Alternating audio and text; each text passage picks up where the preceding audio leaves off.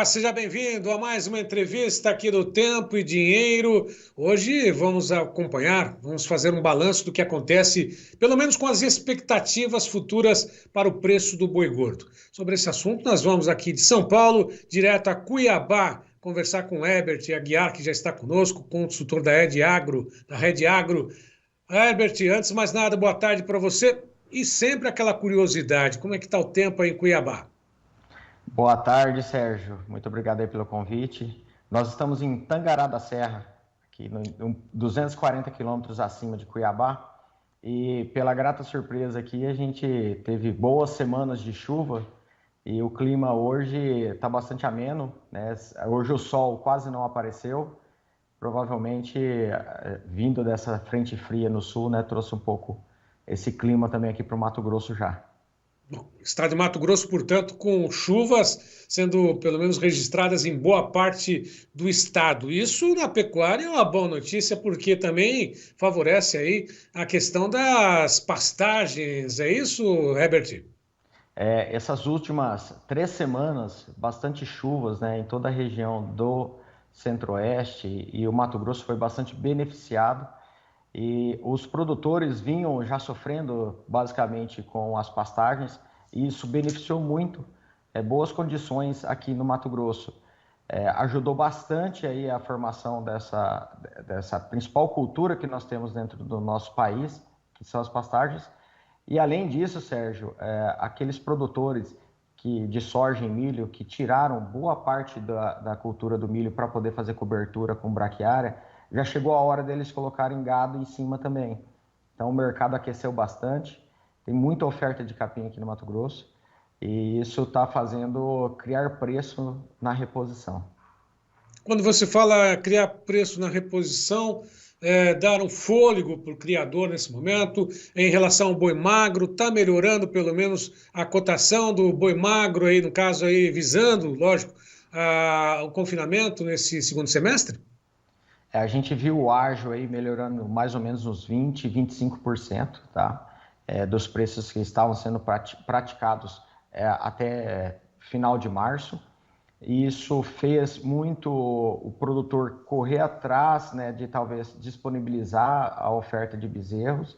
E quando chega aí grandes grupos atrás dessa reposição, atrás de animais de categoria de 300, 350 quilos, para poder consumir essa pastagem e depois entrar no confinamento, fez uma procura grande, né? Então o ágio desse boi, desse garrote, tem subido cada vez mais e de certa forma até é uma dificuldade de encontrar, porque a hora que esses grupos entram buscando rebanhos aí, algumas categorias aí 5 mil, 6 mil cabeças, alguns compradores aqui no Mato Grosso, é difícil de às vezes você encontrar nenhum único vendedor. Então o pessoal tem que andar longe, tem que subir um pouco no nortão aí para conseguir arrumar esse bezerro e esse garrote. Mas isso está acontecendo agora por causa da braquiária, que está indo bem, houve uma recuperação das pastagens, ou é mesmo a expectativa de preços melhores lá no segundo semestre, lá para frente, Herbert? Os dois, Sérgio. Primeiro é porque o produtor ele precisa, de certa forma, às vezes consumir essa pastagem, né? E fez com que o pessoal que tem a reposição, que tem esse animal, que segurasse essa oferta e subisse um pouco a baliza, além da oferta e da procura. Além do mais, a gente está vendo nessa última semana preços na B3, principalmente para o segundo semestre, ali para outubro, já batendo os 250. Isso cria um ânimo de quem vai invernar, de quem vai colocar esse boi dentro do confinamento, fazendo com que anime toda a cadeia. Então é um momento bastante de euforia. A gente já viveu isso em anos anteriores, tá? Para o produtor, a hora que ele olha o custo de boi magro, mais o custo da nutrição, com a curva do milho futura também em queda, sinalizando talvez até uma melhora nesse custo, deixa uma margem bastante interessante. Então hoje, o produtor olhando preço, boi bolsa, trazendo para a sua região, a margem está na mesa. Cabe agora ao produtor olhar para isso e se proteger. Esses momentos de euforia são muito benéficos ao produtor para ele poder conseguir fazer o dever de casa dele, que é o gerenciamento de risco. E antes de falar sobre as cotações lá na B3, aliás, antes, não, vamos aproveitar agora, Porque tempo é dinheiro, né, Herbert?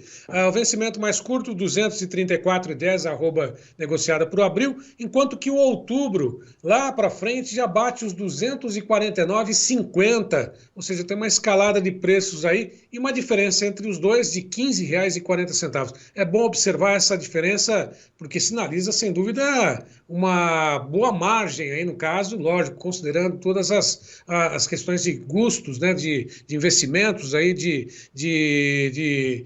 custos de cada propriedade também, né? Isso, é importante atentar, Sérgio, que nem agora abril, entrando maio e junho, né, a gente fala do período de safra. Ainda teremos provavelmente uma oferta de animais de pastagem vindo para o abate.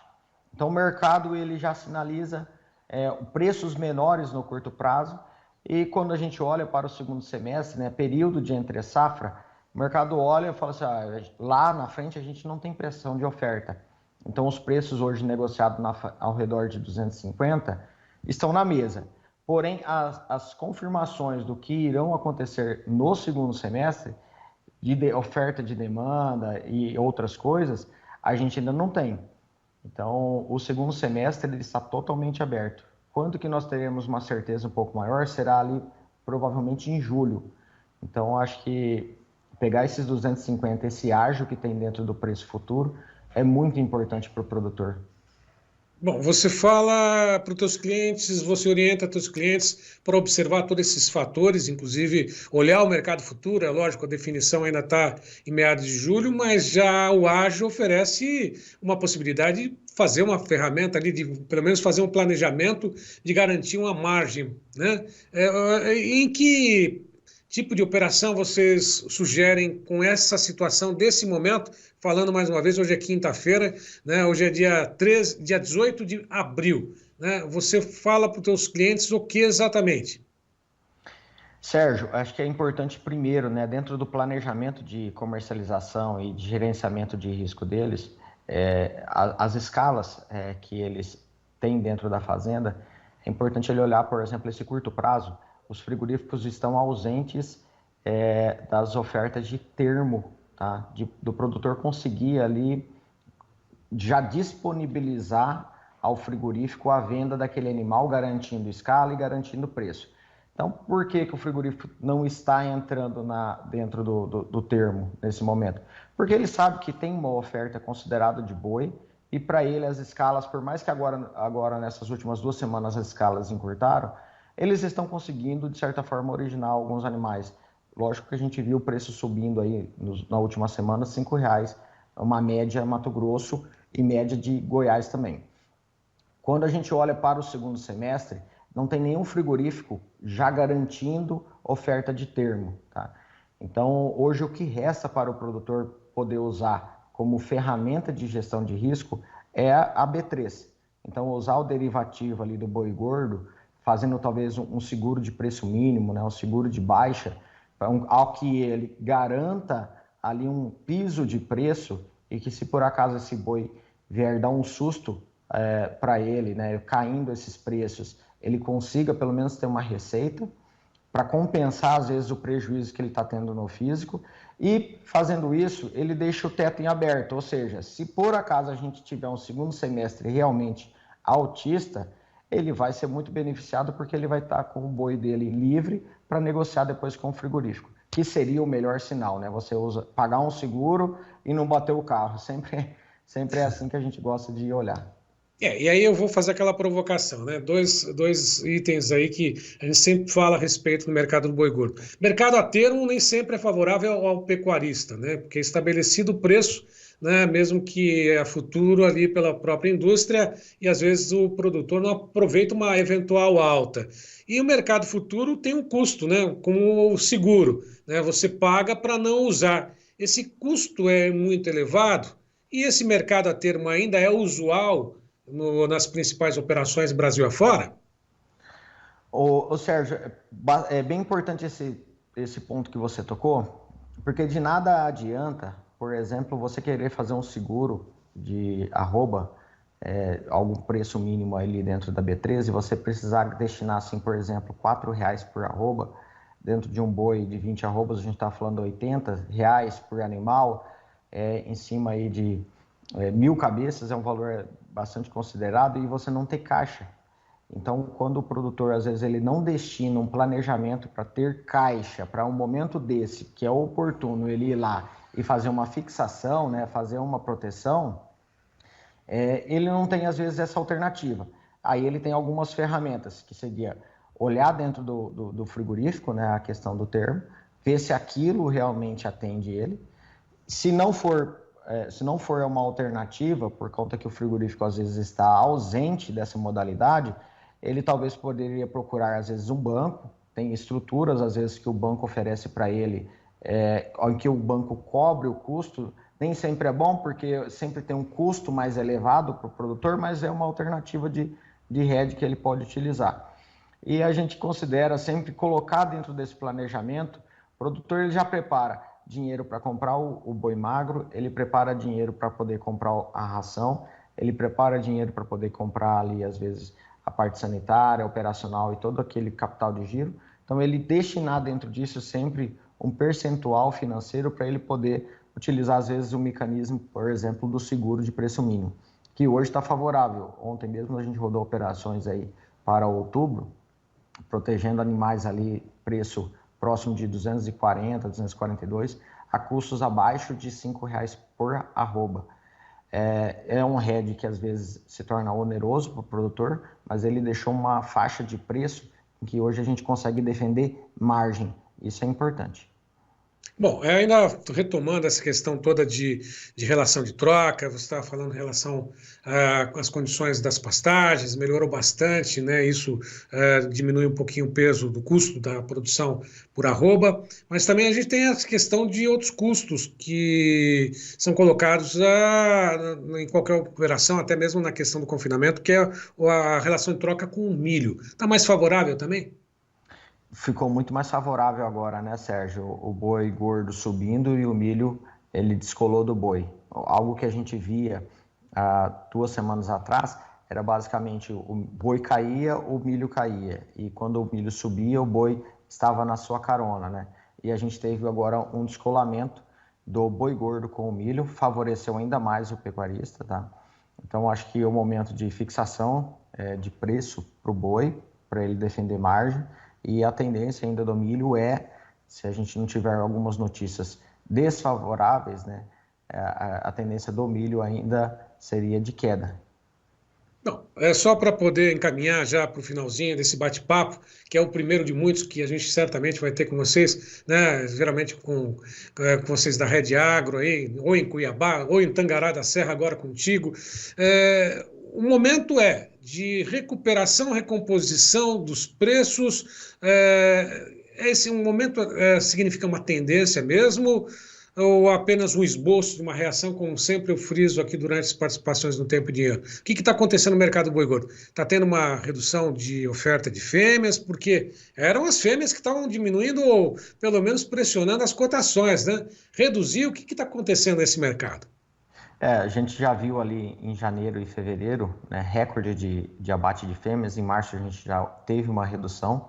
Em abril a gente já vê uma certa destinação um pouco menor dessa categoria de animal para o abate, fruto já de muitos querendo aproveitar o próximo ciclo, né, o próximo ciclo de alta, retendo algumas fêmeas, começando a reter algumas fêmeas, algumas novilhas ali para poder fazer o processo de cria nelas agora para a próxima estação de monta, e isso são muitos produtores querendo antecipar essa tendência. A gente sabe que a virada de ciclo, ela às vezes não acontece naquela magnitude em que a gente sempre quer, né, de preços melhores. Então, o produtor, alguns querendo aproveitar já esse momento, fruto talvez de olhar margens melhores ali na frente. Então, é uma tendência cada vez mais a gente começar a ver uma destinação das fêmeas para o processo de cria e menor movimentação para o abate. Porém, acho que ainda nós continuaremos em uma pressão de oferta, principalmente vindo aí do segundo semestre, muito macho, que provavelmente será destinado para o abate. E importante, Sérgio, a gente olhar o seguinte: quando a gente tem pastos, Quando os animais estão no pasto, a gente consegue segurar.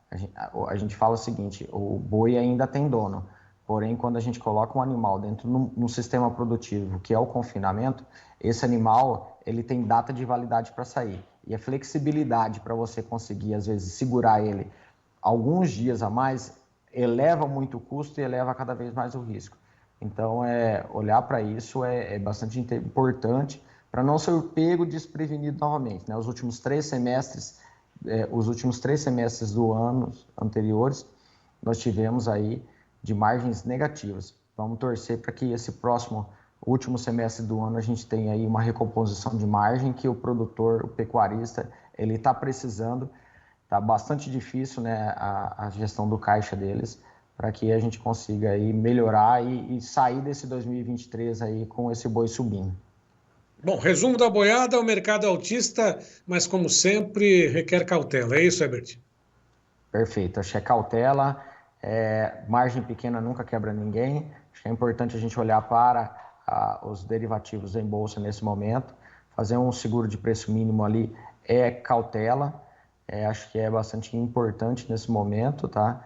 Existem bastantes estruturas e cuidado sempre com escala, cuidado sempre com os achismos, com esse euforismo de preço de boi subindo, cenários de ciclo de baixa que, né, nós estamos ainda, a gente não vê boi explodindo para cima. Então, acho que sim, seria muita audácia do produtor achar que o boi volta aos 300, como alguns já começam a cogitar esse ano. Então, acho que é bastante cautela, faça o dever de casa, faça o gerenciamento do seu risco, saiba se esse boi cair R$10, quanto de prejuízo você vai tomar, tenha essas contas na mão, que provavelmente você terá mais sorte que outros. Herbert Aguiar, falando conosco direto Tangarara Serra, Mato Grosso, consultor Red Agro. Foi um prazer falar contigo, até uma próxima. Muito obrigado pela participação conosco. Um abraço, Sérgio, muito obrigado pelo convite. Obrigado. Bom, e por aqui, lembro mais uma vez a todos que nos acompanham e avisem os amigos que façam parte também do Clube de Assinantes do Tempo e Dinheiro. Vá lá, avise, repasse os telefones de contato do Clube de Assinantes aqui do T&D e faça parte do clube e, além de tudo, curta, comente, compartilhe todas as nossas informações nas mídias sociais que estão à sua disposição. E a todos que estiveram conosco, só tenho a agradecer e até uma próxima. Muito obrigado, até lá.